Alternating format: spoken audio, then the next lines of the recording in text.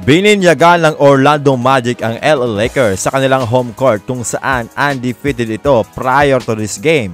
Pero ang nagpasaklap kasi mga amigo sa larong ito ay ang game-winning 3-point shot ni Franz Wagner. 118-119. Dismayado si Anthony Davis sa kanyang sarili matapos mag-choke sa free throw line kung saan ang naimintis niya ay 2 free throw na magpapanalo sa kanila. Kahit isa lang sana ay pwede makaabot niya sila sa overtime.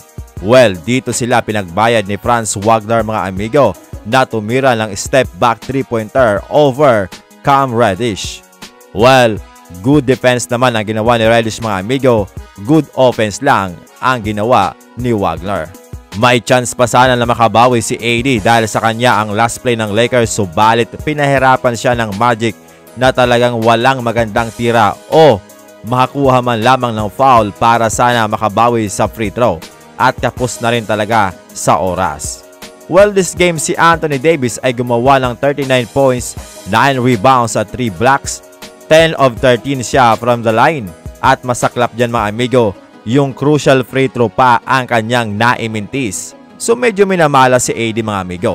Tumulong naman si LeBron James na grabe katindi ang performance. Harap-harapang dinakdakan si Jonathan Isaac at sa fourth quarter grabe mga amigo, nagpakawala ito ng 3 sunod-sunod na 3-pointer at ang isa dyan ay nasa logo pa.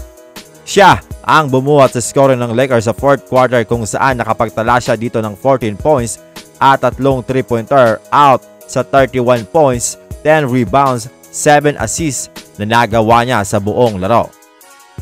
Natanong naman si LeBron sa nasayang na pagkakataon. Ayon kay LeBron, hindi lang naman daw free throw ang nagdidesisyon sa laro dahil ito daw ay 48 minutes game. Kaya naman talagang may pagkukulang daw sila lalo na sa third quarter kung saan na-outperform sila dito ng Orlando Magic 21-29. So hindi niya dito sinisisi mga amigo si Anthony Davis. Ayon naman kay Coach JJ Redick, literal na pupunta siya sa basement at papatayin ng ilaw habang manonood siya ng film. Yun daw ang kanyang magiging therapy. Si Dalton Knecht naman mga amigo na medyo nabantayan ay okay pa din ang performance. Nag-ambag siya dito ng 17 points while shooting 50% from the field at 42.9% from downtown. Ang medyo pangit ang performance mga amigo ay si Austin Reeves na may 9 points, shooting 3 of 12 from the field, that is 25% at 25% din sa 3-point area. Maging si D'Angelo Russell ay napakaalat ang shooting, 3 of 10 from the field at 1 of 7 sa 3-point area.